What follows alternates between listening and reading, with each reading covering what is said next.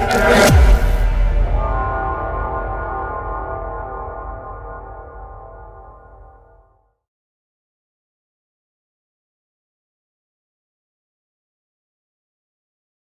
guys, welcome back to RRC. Apologies if I sound a little bunged up, only I've got a rotten cold, so that's why.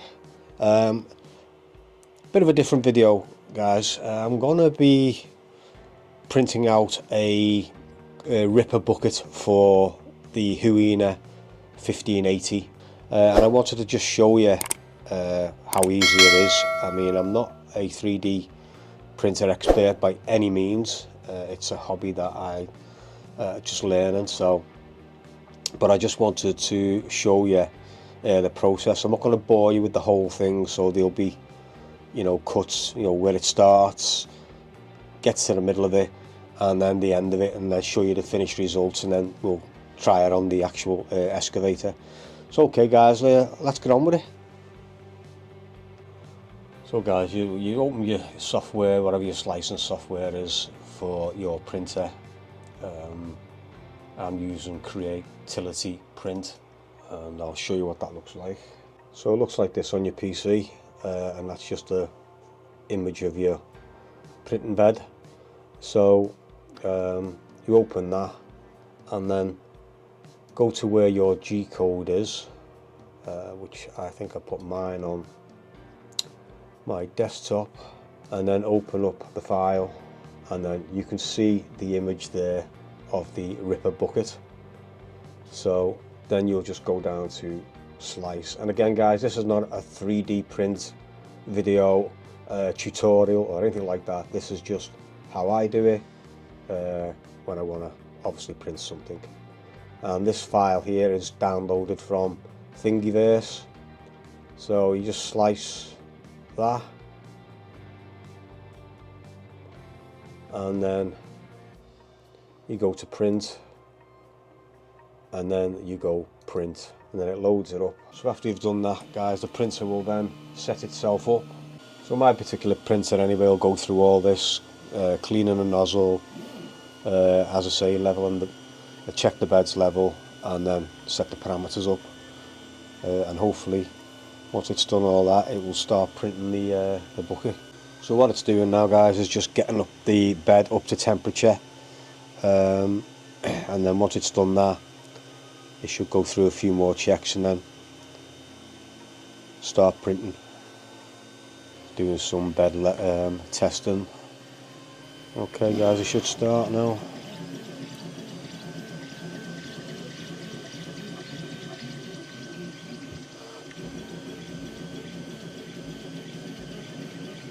It's telling me it's going to be 1 hour 32 minutes, but so as it gets a bit further on the print guys, I'll get you back on. So that's where we're up to at the moment guys. It's really spreading the whole lot out now, so it's well on its way. So when we get a bit more on there, I'll get you back on. Hey guys, a little bit more meat on the bones now, so we're getting there. It's building the walls up. So these little things here are supports to stop the filament, you know, drooping or sagging. So they just break off quite easily. So that's where we're up to so far. So guys, we're now at 54%, so we're over halfway. Say 55 minutes left, so that's how it's looking at this stage. So I'll get you back on when it's a bit near the end again. So we're at 23 minutes left and 81%, so it's nearly there. So that's what we're looking like now, and you can see a lot of weird stuff in there, but they're just supports, as I've mentioned. But as I say, you can print some good stuff with these printers, especially for the RC world. Okay guys, I'll get you back on when it's nearly done. Hey guys, we now have got We've got 9 minutes left, so it's just printing the other side now, and then it'll be done. So it's up to 94% with 9 minutes left.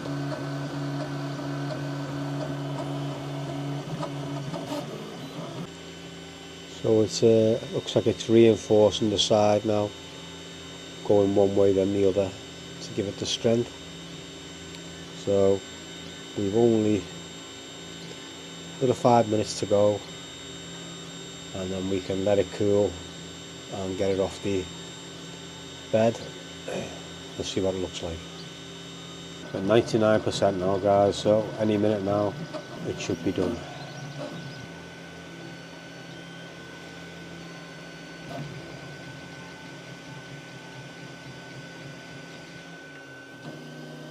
There we go, guys, so that's the finished product. Okay guys, this is all the supports that it puts in when it prints it out. So basically you just got to peel that off. You may have to use a model knife to just cut it, and a bit of sandpaper to smooth it off if you're being that fussy. Break these away, designed to break away, so you can just remove things. As I say, you just keep breaking them off. Take that one off there, it's like a little tree. Really clever the way it does it. As I say, I'm no expert on 3D printing, guys, just bumble along and learn as you go. As I say, you can smooth all this off with a sandpaper. So we'll get the rest of it out and see what it looks like.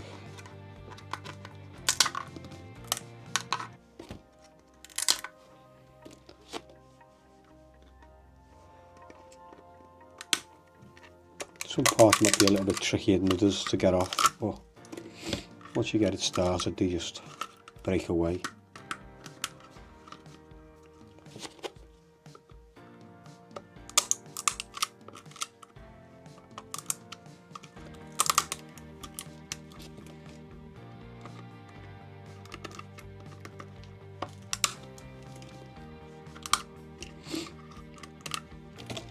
So that's the bit that will fasten to the arm of the digger, and then we just got to get these bits out of the inside. So I'll get all that cleaned out, guys, and get you back home.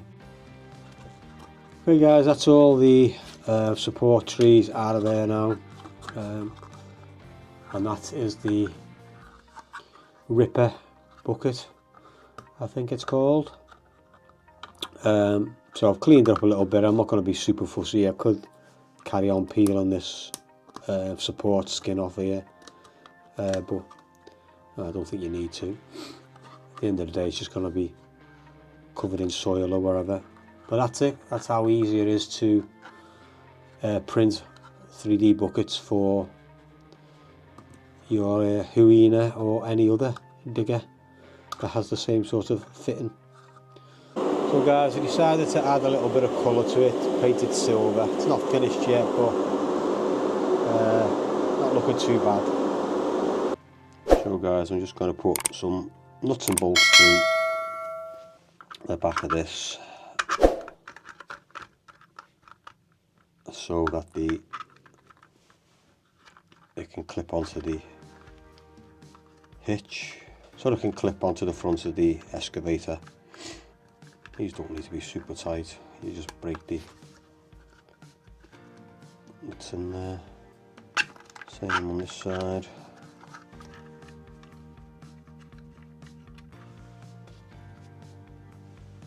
Okay guys, I've just nipped them up there, and we'll try it on the excavator. Don't look too bad. Okay guys, moment of truth, see if it fits. And yeah, there you go. I mean, there's not much weight to it, as you can imagine. I don't know how tough it's going to be, but first chance I get, I will try it out. But let's see what it looks like. I'll try and just get away from the shelf, because I'll just hit that. Take you back a bit there. Let's see if I can remember the controls on this.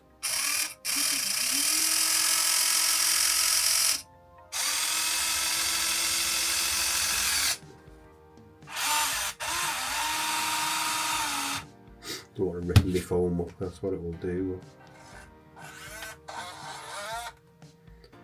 I think for a 3D printed bucket it's pretty good. I'm going to look at 3D printing the extension piece. I did do one, but it won't fit inside this bucket hitch here, so I'm going to have a look and see if I can find one that will fit in there. But I'd say, guys, that's it. That's the 3D printed ripper bucket, as they call it. So I'll be looking forward to trying that out and see how versatile and how tough it is. Okay guys, once again, thanks for watching. I do appreciate you all, and I'll catch you in the next one.